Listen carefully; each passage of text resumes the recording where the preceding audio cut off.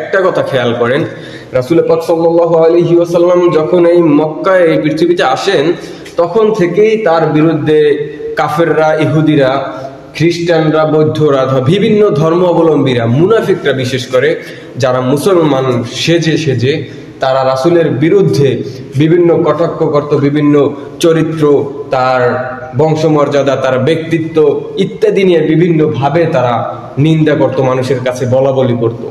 সেই ধারাবাহিকতা সেই রাসূল পাক সাল্লাল্লাহু আলাইহি সাল্লামের থেকে শুরু করে আজ পর্যন্ত সেই ধারাবাহিকতায় পৃথিবীর বুকে বজায় আছে। কিন্তু রাসূল পাক সাল্লাল্লাহু আলাইহি ওয়াসাল্লামের এই কটাক্ষ করার প্রতিবাদ, এই কটাক্ষ করার শাস্তি, এই কটাক্ষ করার ফলে কি হতে পারে সেইটা আমরা এখন মুসলিম জাতি এই 1500 বছর পর এসে আমরা ভুলে গেছি। রাসূল পাক সাল্লাল্লাহু আলাইহি ওয়াসাল্লামের মর্যাদা আমরা বুঝতে পারছি না।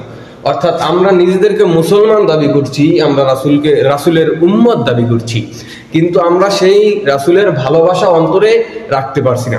ওই যে আগে আয়াতটা বলেছিলাম, ইন্নাল্লাহা ইউযুনাল্লাহা ওয়া রাসূলুহু লাআনাহুমুল্লাহু ফিদ দুনিয়া ওয়াল আখিরাহ ওয়া আ'আদ্দা লাহুম আযাবান মুহিনা।